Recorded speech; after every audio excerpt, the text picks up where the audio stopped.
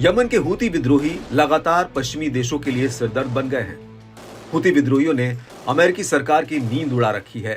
Houthi लड़ाके अमेरिकी नौसेना के युद्धपोतों और व्यावसायिक जहाजों पर लगातार मिसाइलों और ड्रोन से हमला कर रहे हैं। हाल में हूती विद्रोहियों ने फिर से लाल सागर में आतंक मचाया। इस बार यमन के हूतियों ने पनामा के झंडे वाले बल्क कैरियर को निशाना बनाया। बताया जा रहा है कि यह कैरियर लाल सागर और अदन की खाड़ी से होकर यात्रा कर रहा था।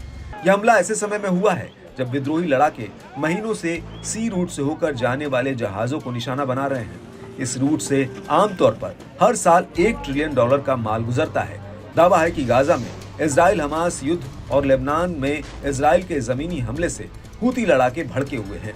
ज्वाइंट मैरीटाइम इंफॉर्मेशन सेंटर ने बताया कि बल्क कैरियर अनादोलू एस से सबसे पहले VHF रेडियो पर किसी ने संपर्क किया था, जिसने खुद को यमन का अधिकारी बताते हुए जहाज को वापस लौटने को कहा था, मगर जहाज के कैप्टन ने आदेश को ना मानते हुए अपना अभियान आगे बढ़ाया।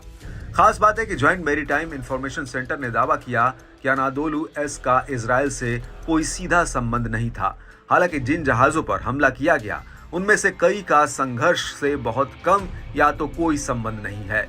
11 नवंबर को विद्रोहियों के आखिरी हमले में 2 अमेरिकी नौसेना के युद्धपोतों को कई ड्रोन और मिसाइलों से निशाना बनाया गया था, जब वे बाब अल मंडब स्ट्रेट से गुजर रहे थे।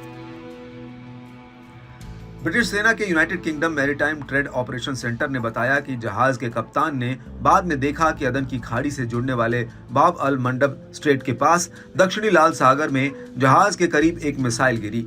यह हमला यमन के बंदरगाह शहर मोचा से लगभग 30 मील यानी 48 किलोमीटर पश्चिम में हुआ। एजेंसी ने कहा कि बीते सोमवार को अदन की खाड़ी में अदन से लगभग 70 मील यानी 112 किलोमीटर दक्षिण पूर्व में एक और हमले में इसी तरह जहाज के करीब एक मिसाइल गिरी। बता दें कि अक्टूबर 2023 से हूतियों ने मिसाइलों और ड्रोन से 90 से ज्यादा कमर्शियल जहाजों को निशाना बनाया है। इस दौरान हूती लड़ाकों ने एक जहाज को भी जब्त किया है, तो वही 2 जहाजों को डुबा तक दिया है, जिसमें 4 नाविक भी मारे गए।